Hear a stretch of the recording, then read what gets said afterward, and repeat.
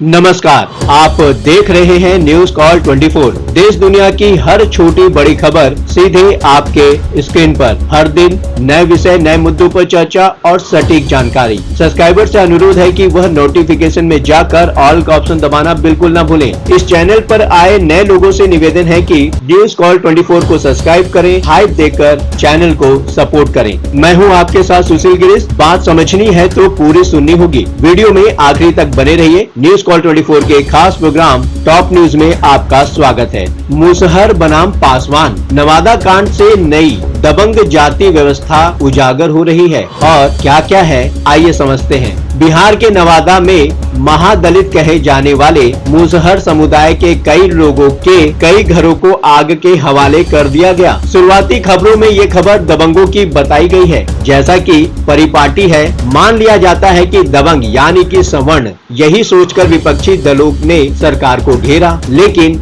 नवादा कांड के आरोपी दलित समुदाय से आने वाले पासवान थे। जब खबर आई कि बिहार में दबंगों ने दलितों की बस्ती में आग लगा दिया, देश के बड़े नेताओं की तरह दिल्ली में बैठे प्रशासनिक अधिकारियों और पत्रकारों तक को भी यह भान था कि बिहार में दबंगों का मतलब ठाकुर या भूमिहारों ने यह काम किया होगा।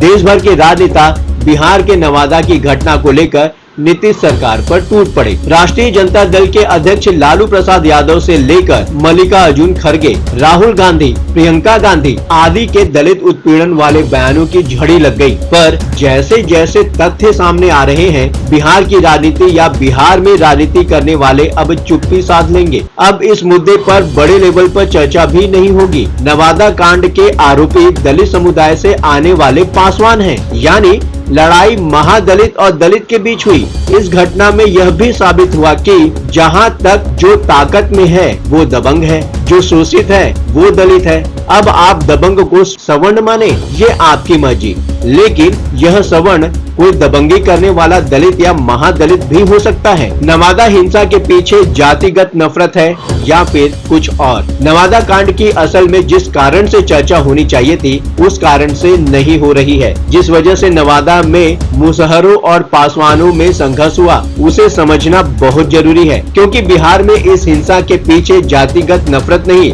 बल्कि पुरानी तैयारी के तहत हो रहा भूमि सर्वे है। बिहार सरकार प्रदेश में भूमि सर्वे करा रही है। इस सर्वे का मतलब यह नहीं है कि किस जाति के पास कितनी जमीन है, क्योंकि बिहार में हर सर्वे को जाति से जोड़ दिया जाता है। यह सर्वे मूलतः जमीन विवाद खत्म करने के लिए भूमि के मालिकाना हक का प्रॉपर कागज तैयार कराना है। सरकार की सोच तो बड़ी अच्छी है, पर उसके क्रियान्वयन का तरीका बेहद लचर है। जाहिर है कि बवाल तो होना है। अभी तो यह झलकी है, चिंगारी फूटनी शुरू हो गई है। आए दिन बिहार में अखबारों के पन्ने भूमि पर कब्जे और कागजात के लिए होने वाली मारपीट से भरे जा रहे हैं। बिहार में हो रहा सर्वे अभी और खून बहाएगा। बिहार में करीब 50,000 एकड़ सरकारी जमीन पर अवैध लोगों का कब्जा है, और वो भी कब्जा अवैध है। नवादा में नदी किनारे करीब 15 एकड़ भूमि जमीन के कुछ भाग पर मुसहर यानी कि मांझी और रविदास समाज के लोग झोपड़ी बनाकर रह रहे हैं और बाकी जमीन पर खेती कर रहे हैं। इस जमीन पर 1995 से टाइटल सूट 22/1995 नवादा व्यवहार न्यायालय में चल रहा है, यानी जमीन पर हक की लड़ाई कोर्ट में है। अमर उजाला की एक रिपोर्ट के अनुसार नए सर्वे में यह जमीन खतियान पर रमजान मियां के नाम पर दर्ज नजर आई। रमजान मियां के परिजनों से कृष्णा नगर के ही पासवान समाज, लोहानी बिगहा के यादव समाज और प्राण बिगहा के चौहान समाज, मतलब चौहान समाज बेलदार जाति के अलावा नालंदा जिले के रहुई थाना के रघुनाथपुर के चौहान समाज बेलदार जाति के लोगों ने रजिस्ट्री करवा ली। मतलब जमीन रमजान मियां से इन लोगों ने खरीद ली। कागज पर तो यह हो गया, लेकिन म्यूटेशन न होने के चलते रजिस्टर पर जमीन पहले जैसी स्थिति में ही रही। मुसहर और रविदास समाज के लोग जमीन पर कब्जा छोड़ने को तैयार नहीं। जमीन खरीदने वाले भू सर्वे की प्रक्रिया के समय ही उस कब्जे को हटाने पर आमादा हुए। जमीन सर्वे के चलते पूरे देश भर में रोजी रोटी के लिए गए हुए लोग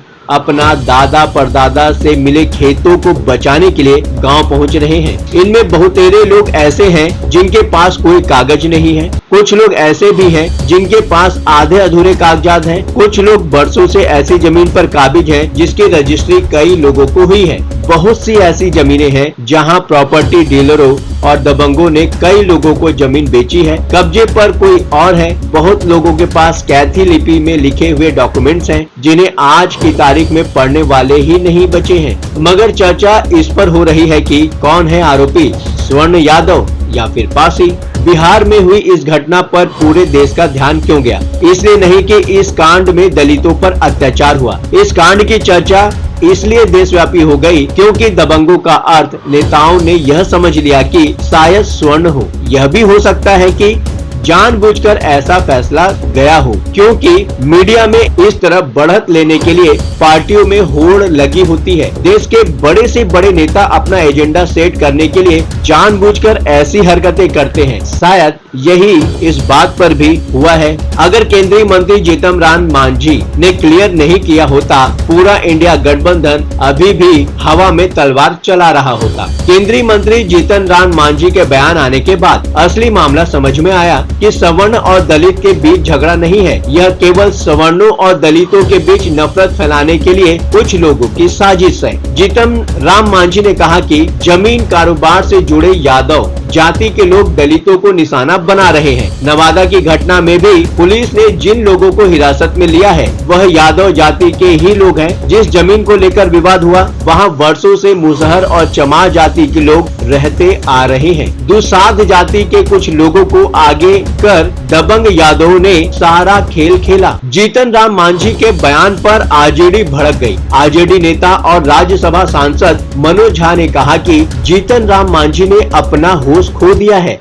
वहीं मीसा भारती ने कहा कि केंद्रीय मंत्री को समाज के एक वर्ग पर ऐसे बयान नहीं देना चाहिए था, जबकि चिराग पासवान ने सरकार से न्यायिक जांच की मांग की है। दूसरी तरफ बिहार सरकार में मंत्री जनक राम ने नवादा की घटना को महागठबंधन की साजिश बताया है। उन्होंने कहा कि बिहार जिस तरह विकास कर रहा है उसे और अस्थिर करने के लिए इस तरह की साजिश रची जा रही है। महागठबंधन का चाल चरित्र बिहार के लोग जानते हैं। जनक राम ने कहा, जिस तरह तेजस्वी यादव के माता पिता के शासनकाल में समाज के अंदर नफरत फैलाया गया, अगड़ा और पिछड़ा की लड़ाई की गई, एक बार फिर उसी को हवा देने की कोशिश हो रही है। दलितों को निशाना बनाया जा रहा है। बातों ही बातों में मुद्दे की बात हो जाती है। अब आपकी बात नहीं रहेगी अनसुनी। आपकी सोच, आपकी सलाह और आपकी राय हमारे लिए मायने रखती है। कमेंट करके अपनी प्रतिक्रिया अवश्य दें। लगातार खबरों से अपडेट रहने के लिए चैनल को सब्सक्राइब करें, फॉलो करें। आज के लिए बस इतना ही।